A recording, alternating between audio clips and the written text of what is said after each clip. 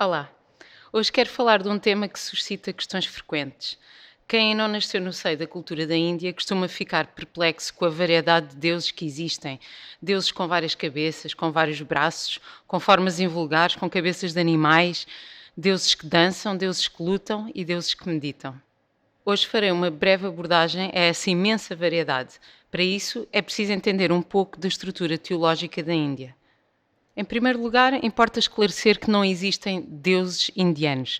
As figuras divinas supostamente existem eternamente, não pertencem a um país em particular, e existem em todas as dimensões, terrenas e não terrenas. Depois, cada cultura vai manifestar essas divindades de maneiras diferentes.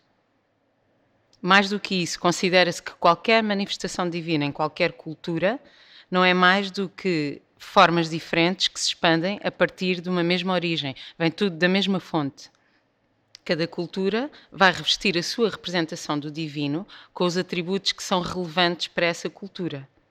Serão os deuses reais ou uma construção abstrata? De acordo com a visão típica de Sanatana Dharma, oriunda da cultura da Índia, a energia divina é a causa de tudo, é a origem de tudo, está em todo lado, quer de forma manifesta, quer imanifesta, está dentro e fora de nós, está na natureza, eternamente e sem limites. Pode ser interpretado em vários estados. Brahman, que é o aspecto impessoal e abstrato do divino, Paramatma, que é essa energia presente no coração de todas as entidades vivas, e Bhagavan, que é quando se apresenta com uma forma específica. Todos estes aspectos existem em simultâneo e não se excluem mutuamente. Brahman, ou a concepção impessoal do divino, tem a ver com sentirmos uma presença sobre-humana em tudo o que nos rodeia. Quando nos emocionamos com a beleza do pôr do sol, com a delicadeza de uma flor, com as ondas do mar, e sentimos que isso tem um efeito no nosso interior que muda qualquer coisa em nós e que não conseguimos sequer explicar por palavras, nesse momento estamos a experienciar o aspecto Brahman do divino.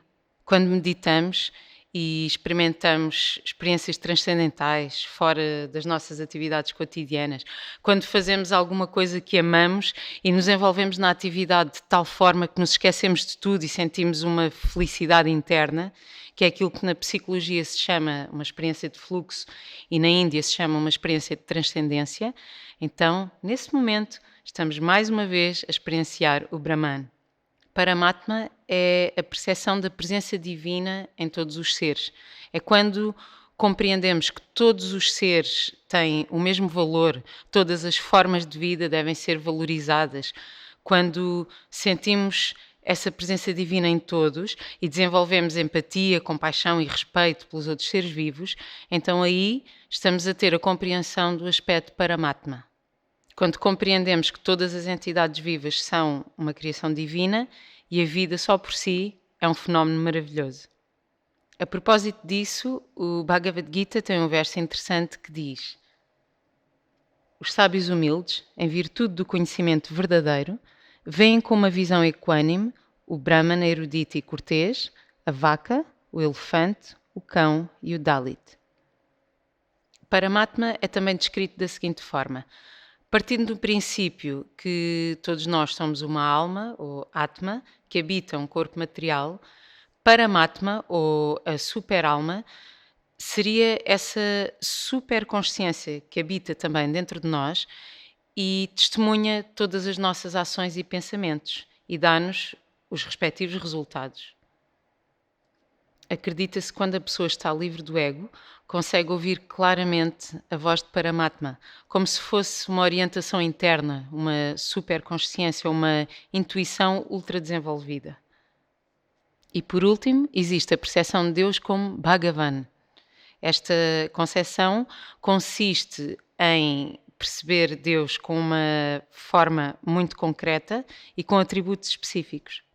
Se pensarmos que o universo está permeado de energia divina e que tudo é potencialmente divino, então podemos partir do princípio que toda a energia que existe podia eventualmente ter uma forma personificada.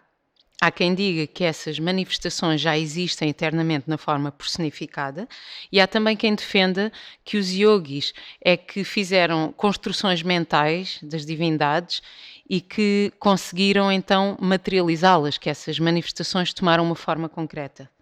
Seja como for, quer a pessoa acredite que as divindades têm formas concretas, quer pensem que são apenas construções mentais, o que importa salientar é que todas as divindades são representações simbólicas das diferentes manifestações energéticas que existem no universo. Mas mais importante do que isto é perceber se esta relação com o divino é realmente benéfica para a própria pessoa e para aqueles que o rodeiam. Se for benéfico, se essa relação fizer com que a pessoa se torne uma pessoa melhor, com que tenha mais uma consciência mais apropriada e adequada de si própria e dos outros, então isso é extremamente válido. No entanto, se a pessoa começa a usar essa relação com o divino para fins nefastos, devemos então questionar se essa relação é efetivamente com o divino ou se é com outro tipo de energia qualquer. Se essa suposta relação com o divino não esconde, afinal, outros propósitos. E como as manifestações são inúmeras, temos então inúmeras representações. Ganesha, por exemplo, representa a constância, a estabilidade, a memória, a clareza mental, a determinação. Se cultivarmos essas qualidades, a nossa vida avança de forma gradual, mas firme, e os obstáculos vão sendo destruídos. Por isso é que ele é representado com uma cabeça de elefante. Krishna é a personificação do amor e da sedução, e por isso nos seduz com a melodia da sua flauta e os seus movimentos de dança. É representado como o mais belo e atraente, com os olhos belíssimos, como pétalas de lótus. Kali é a destruição que é necessária em certos momentos da nossa vida. Por isso é representada cheia de braços com armas capazes de destruir a escuridão e trazer clareza mental, usando como troféus as caveiras dos inimigos, que não são mais do que os obstáculos vencidos. Brahma é considerado o pai da criação material e o seu esforço intelectual para projetar toda a criação faz com que seja representado com 4 cabeças e com os textos védicos na mão. E por aí fora, cada divindade com os seus atributos específicos para poder realizar a sua função. Podemos pensar nos deuses como sendo entidades exteriores a nós, mas eu acho que é muito mais interessante pensarmos que essa energia pode estar manifesta dentro de nós. Podemos ver os deuses como modelos de comportamento nos quais podemos espelhar-nos e melhorarmos como pessoas, desenvolver as nossas capacidades. Podemos ter em simultâneo vários atributos. Podemos, em alguns momentos, estar calmos, serenos e equânimes, como Shiva quando medita, e noutros momentos podemos e devemos ficar irritados quando testemunhamos alguma injustiça e passar à ação, assim como acontece também com Shiva quando ele fica irritado. Ele é conhecido por estar sempre sereno e ser compassivo, mas também irritar-se e passar à ação quando a situação assim o exige. E não será isso um modelo de comportamento para nós também?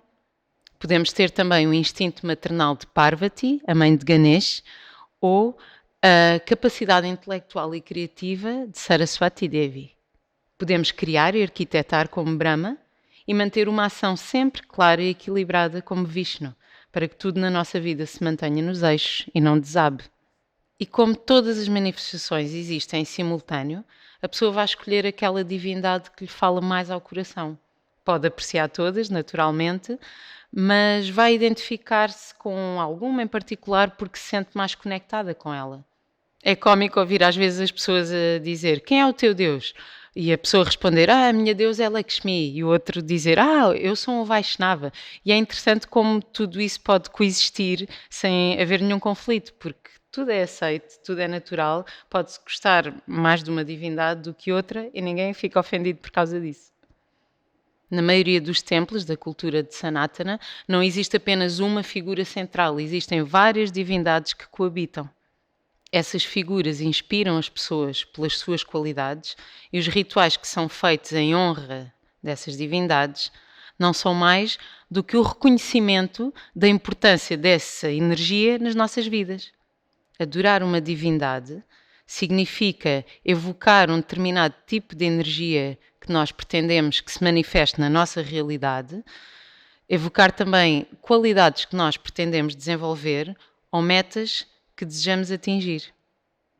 Alguns tipos de devoção são mais emocionais, outras são mais baseadas numa compreensão intelectual e, muito frequentemente, é uma combinação de ambas. O mais importante é a pessoa relacionar-se com essa divindade de uma forma genuína, informada, perceber aquilo que ela representa e respeitá-la com o respeito que se deve à própria vida. Celebrar a divindade é celebrar a própria existência. Deus não precisa de ser adorado exclusivamente num templo, deve ser honrado e vivenciado em toda e qualquer circunstância. Para além destes aspectos, existe também o conceito de devas, que no Ocidente costuma ser traduzido como semideuses. Estes seres, estes devas, eles estão numa dimensão algures entre o humano e o divino. Possuem diversos atributos ou poderes que lhes permitem controlar os elementos e funcionam como assistentes de Bhagavan. A sua função tem a ver com manter o equilíbrio da criação. É muito interessante observarmos a correspondência entre estes devas com as suas formas e nomes em sânscrito e os deuses do panteão romano ou grego, por exemplo. Varuna, o controlador das águas, é representado na Grécia como Poseidon e em Roma como Neptuno. Kamadeva é o Eros grego ou Cupido romano, responsável pela paixão e pelo desejo. Indra é o governante dos devas, sendo o Zeus do Olimpo grego ou o Júpiter romano.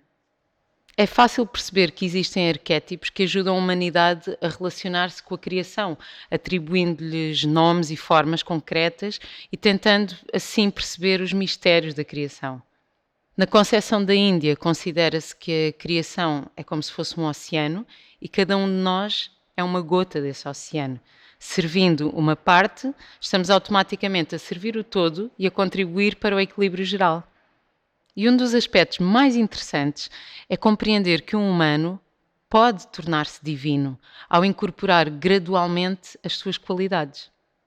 Para os praticantes de Sanatana Dharma, Deus tanto pode ser adorado no altar, como pode relacionar-se connosco como uma mãe, como um filho, como um amado ou como o nosso melhor amigo. Está presente no nosso coração e no dos outros e alimentamo-lo como se fosse um membro da família. Não é uma figura estanque ou externa que está simplesmente no altar. É uma energia viva e concreta que faz parte do nosso cotidiano. Soham significa eu sou aquilo, eu sou parte da energia divina, eu vim dessa energia e eu posso relacionar-me com ela ou fundir-me com ela. Há correntes monoteístas e politeístas, há linhagens filosóficas altamente diversificadas e há ainda encarnações, expansões das expansões, variações, manifestações e avatares de cada um dos deuses. Confuso? Sim, bastante. Mas no universo nada é simples e a compreensão tem que vir gradualmente, no equilíbrio entre a razão e o coração. Os textos védicos explicam detalhadamente todos estes aspectos, mas a informação é vastíssima e muitas vezes até parece contraditória, porque tudo depende do ponto de vista. Não se pode falar dos deuses como se fosse um tema simples e corriqueiro. É natural que tenha que haver uma pesquisa, uma entrega ao tema, um estudo aprofundado e uma compreensão gradual. Tentarei em vídeos futuros falar de cada uma destas divindades individualmente, mas claro, sempre dentro das minhas capacidades de compreensão e nunca conseguindo abarcar todos os aspectos porque são extremamente complexos e muito profundos. Hari Om Tat Sat. Hari, Vishnu, e Om, Shiva, são uma e a mesma verdade. Obrigada por continuarem a ver os vídeos do Dharma Seeker. Não se esqueçam de subscrever o canal do YouTube, fazer like nas páginas de Facebook e Instagram e espero que estejam cá para ver o próximo vídeo. Namastê!